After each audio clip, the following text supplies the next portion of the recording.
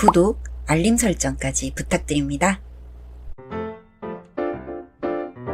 오늘도 우리 사는 이야기 찾아주셔서 감사합니다. 사연자분이 보내주신 이야기 시작해볼게요. 안녕하세요. 평범한 30대 초반의 남자입니다. 저에게는 정말 못난 아버지가 있습니다. 술을 좋아하시고 의리를 중요하게 생각하시며 남들에게는 누구보다 친절했던 아버지는 집에만 들어오시면 저와 남동생, 어머니를 괴롭히는 못난 아버지였습니다.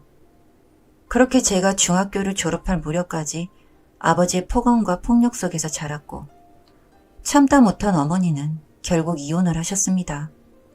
그 뒤로는 생계는 어려웠지만 그 어느 가족보다 똘똘 뭉쳐 잘 살아왔습니다.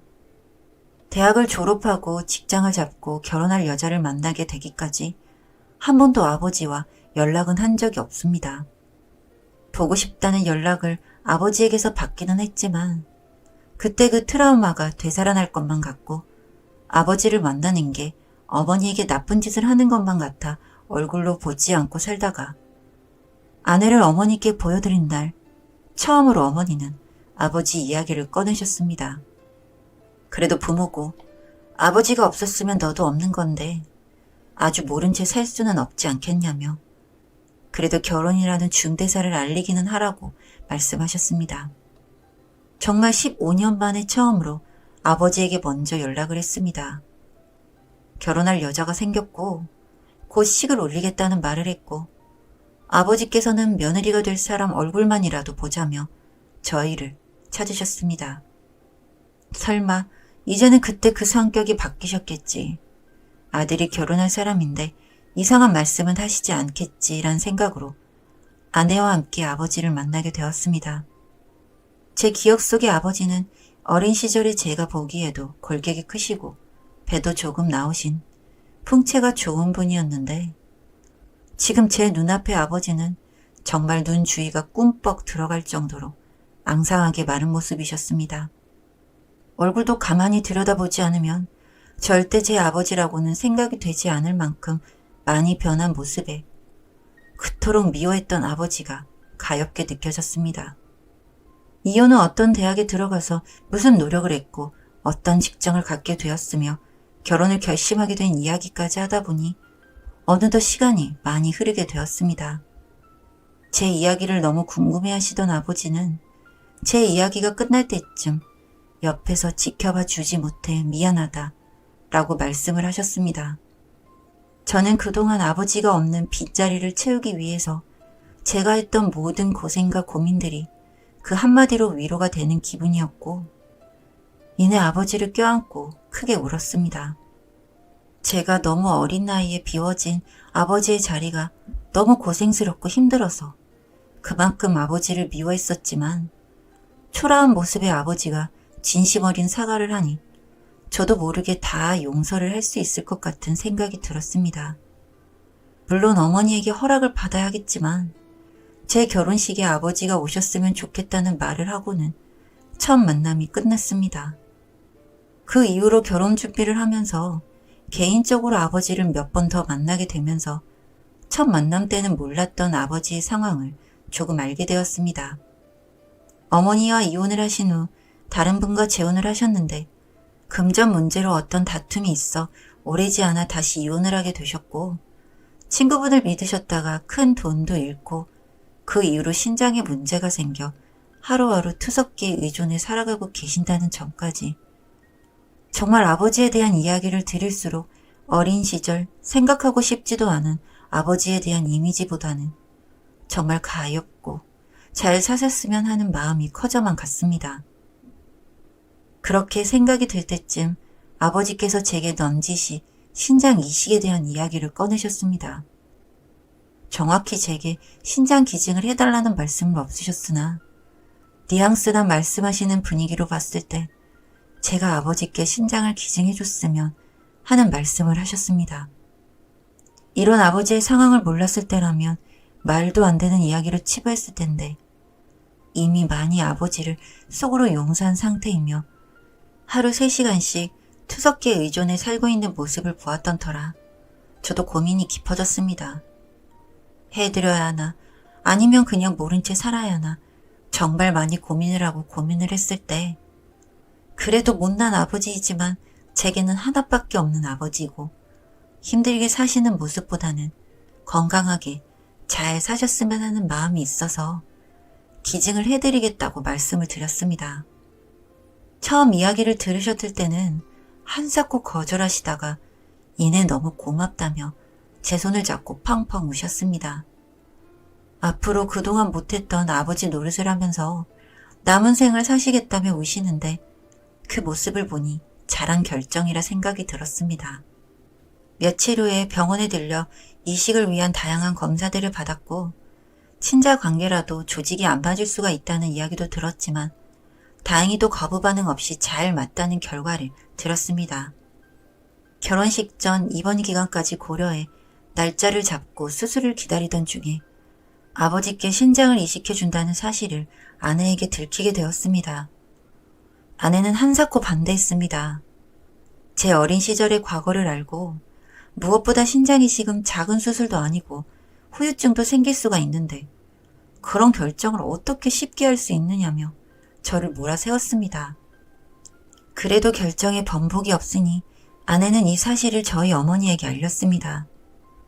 어머니께서는 노발대발 하셨습니다. 그 사람이 어떤 사람인데 네 신장을 내어주려고 하냐며 효도를 하고 싶으면 다른 방법으로 할 수 있는 건데 수술까지 네가 왜 받냐고 엄청 크게 화를 내셨습니다. 만약 수술을 하게 되면 평생 너를 안 보고 살 거라는 어머니의 말을 더 이상 묵살할 수가 없어 수술을 받기 2주 전 아버지에게 현재 상황을 솔직하게 이야기 드렸습니다. 정말 좋은 마음으로 아버지에게 도움이 되고 싶었는데 집안의 반대가 너무 심해서 일이 어려울 것 같다라고 신장 기증자를 같이 찾아보고 그 기간 동안 아버지를 잘 모시겠다고 말씀을 드렸습니다. 그 이야기를 들으시고는 아버지 눈빛이 바뀌었습니다. 결정을 번복한 게 제가 물론 큰 잘못을 한 것이지만 그렇다고 해도 아버지가 제게 애비를 갖고 노는 거냐, 사람 목숨이 너한테는 그렇게 가볍냐, 아들한테 콩팥 하나 받는 게 뭐 그리 잘못이냐, 옛날에 애비가 니네들한테 해코지했다고 지금 복수하는 거냐 며 막말을 퍼부으셨습니다. 저는 그런 아버지의 모습을 보고 몹시 당황했습니다. 그 전까지는 예전의 모습은 기억이 나지 않을 만큼 초라하고 약해진 모습이었는데 지금 제 앞에서 막말을 퍼부으시는 아버지의 모습은 어릴 적 트라우마가 떠오를 만큼 몹시 경향되고 무서운 모습이셨습니다. 저는 어린 날 작은 방에서 혼나던 그때 그 일이 떠올라 가슴이 두근두근거리고 땀이 나 다음에 다시 이야기를 하자며 자리를 빠져나왔습니다. 그러고는 한참 동안 손발이 떨리고 가슴이 진정이 되지 않았습니다. 그날 이후로 제게 하루에도 몇 통씩이나 전화가 아버지께 왔습니다.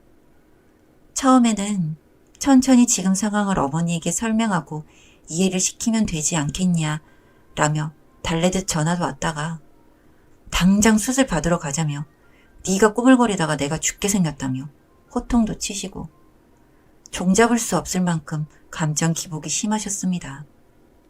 일주일을 그렇게 전화에 시달리다가 결국 아버지께 죄송하다고 신장 기증은 어려울 것 같고 앞으로 예전처럼 서로 연락하지 않고 지냈으면 좋겠다고 말씀을 드리고 연락을 끊었습니다.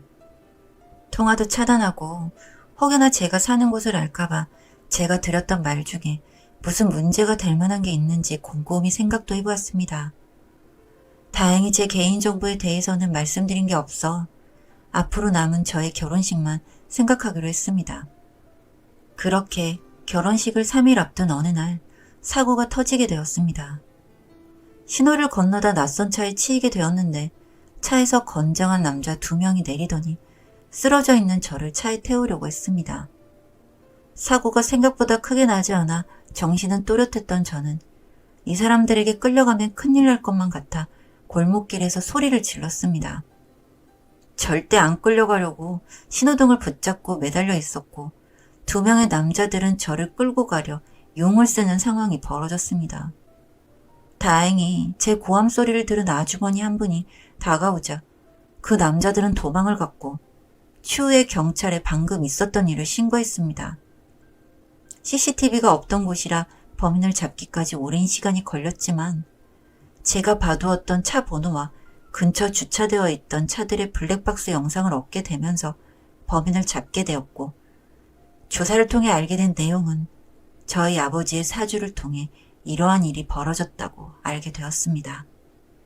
경찰서에서 만난 아버지에게 자초지종을 듣기론 신장기증이 물거품이 되자 사람을 시켜 저를 데려오라고 했다고 합니다. 정말이지 어이가 없는 상황에 소름이 끼치고 진절머리가 났습니다. 정말 제가 가졌던 동정심과 쓸데없는 감수성 때문에 이런 일이 생긴 것만 같아 너무 화가 나고 사람은 바뀌지 않는다는 말이 다시금 실감이 났습니다. 이후 아버지는 납치에 관한 혐의로 실형을 살게 되셨고 결혼을 한 지금 저는 그때 그 기억 때문에 아버지가 저를 찾을 수 없는 타지에 와서 살고 있습니다. 아버지란 사람에게 2번이나 버림받은 제 마음의 상처는 치유될 수 있을까요? 사연은 여기까지였고요. 우리 사는 이야기 시청해주셔서 감사합니다.